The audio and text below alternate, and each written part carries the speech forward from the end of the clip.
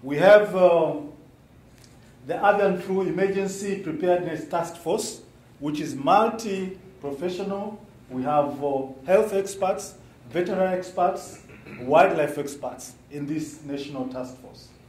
Recently, we have put together a RVF, Rift Valley Fever Contingency Plan, which is prepared between the Ministries of Health, Ministries of Livestock, and other sector ministries which are stakeholders in RVF.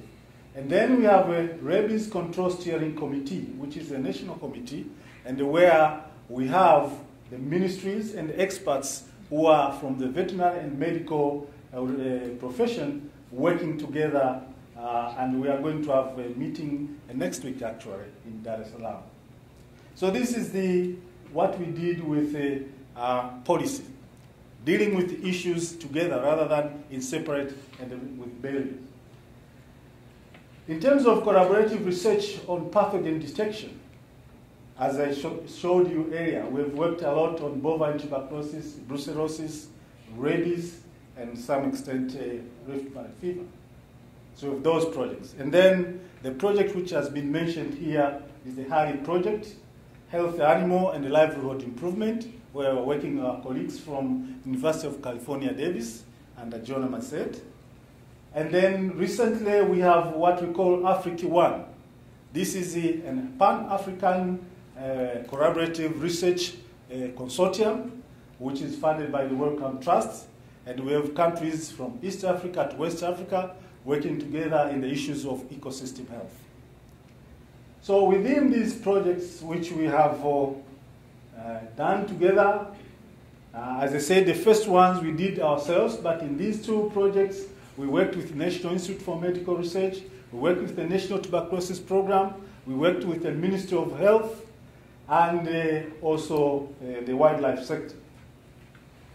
And we have done collaborative research in terms of field work and lab work. We produce manuals which are used by both the medical and veterinary operatives in the field and in the lab. And this was part of our initial collaborative research among the groups there. We had the support from DFID. And the outcome of those initiatives, we came up with a number of publications which are jointly it's medical and veterinary. And here you see the name of Mfinanga, who is the director of Muhimbili Research Center for the NIMRI. He's a medical doctor who worked and did his PhD in a veterinary program. We have here, I think in this last one here, also is a medical doctor who worked in a project which was dealing on brucellosis, and it's a project, and he did his PhD within the veterinary institution. So it's One Health in terms of research and the training as well. And a little bit on the HARI project, which I mentioned earlier, and I think one of the slides from Jonah indicate that we are looking at the issues surrounding diminishing water resource and how this is impacting on life and the wildlife, in human and livestock, and also on conservation. This is a project which we did collaboratively with our colleagues in the Wildlife Conservation Center. And the outcomes of this project are that we are able to detect bovine tuberculosis in the cattle, and also brucellosis, and also we had looked at the live animal and the slaughtered animals. Also, in the wildlife, we are able to prove that M. bovis is present among the species of ruminant wildlife, both for tuberculosis and brucellosis. In terms of training, I think I've mentioned, we have One Health approach in the training for bovine tuberculosis in human, brucellosis in cattle, brucellosis in human. Also, we have socio-economic studies within the HARI project. We did some socio-economic studies. Among other training we've done was on water pathogens at master's level and the cattle pathogens. But then we have modular courses which are running together between ourselves and our colleagues in the medical field. Recently, they've started a field epidemiology, and which will be a course which is cutting across.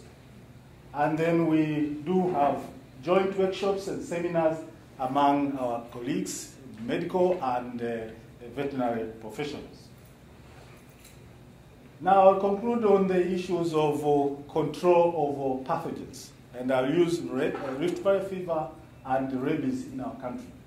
In the year 2007, we had an outbreak of Rift Valley fever, and the consequence of that outbreak, we had a total of 1,600 cattle and 20,000 sheep, 20,000 goats, and 12,000 sheep died because of that disease. And of course, there were numerous abortions in cattle, pigs, in goats and sheep. Similar to on the other side, in human, the same disease killed about 147 people among the 39 cases. And these cases were all confirmed by antigen ELISA and PCR. So what happened when we had this situation? The government formed a task force which was encompassing all the ministries responsible for this disease, and the Ministry of Livestock, Ministry of Health, the universities, research institutions, both in the medical and the veterinary field. And we worked together in terms of formulating control measures. We were putting together messages which were being used in the field. Whenever teams were vaccinating cattle in the immediate danger areas, at the same time, health messages were being given to people. Improvement on the food hygiene was provided in collaboration between veterinary and the medical sector. So that worked, and of course, this disease is more dependent on the vector. So after the rain season was over, then the number of diseases went down. But a lot of animals outside the area, the disease was mainly in this part here, severe in there, less severe, and less severe in this yellow, and not in other places. So much of the effort in terms of education was done in here on how to handle animal products and how to protect your animals and yourself in those. And this was done collaboratively. Now, lastly, we have a newly formed project on the control of rabies. Rabies is endemic in our country, and so therefore we have now embarked on a 5-year project which is trying to roll back rabies from this corner of the country. And whatever we are going to do in here will be extended to other parts of the country after the success of this area. It's a project which is funded by World Health Organization, but World Health Organization is supported by the Melinda and Bill Gates Foundation. It's a project which is involving ourselves in Tanzania, KwaZulu-Natal in South Africa, and also in Philippines. So in our case, we are trying to eliminate human or prevent human rabies through control and eventual elimination of canine rabies. So the thrust of the project is on collection of data, the first thing, so that we have baseline information. And then we want to improve delivery, target delivery of post-exposure vaccines or antibodies to human who have been bitten by rabid dogs. And then the other part is the control in dogs by vaccination, mainly. And then with this project, we also have to improve surveillance and diagnostics, both in the medical and veterinary. And then we have other aspects which are for sustainability, because as you see, we are only having this project in one corner of the country, then whatever we are doing here, the government has to take over and roll it back to other parts. So this is the initiative which is starting, and already we are in operation. And I think on the 6th and 7th of October, we have the meeting of the WHO to discuss the whole project in my country. So we are busy now preparing for the visit by WHO.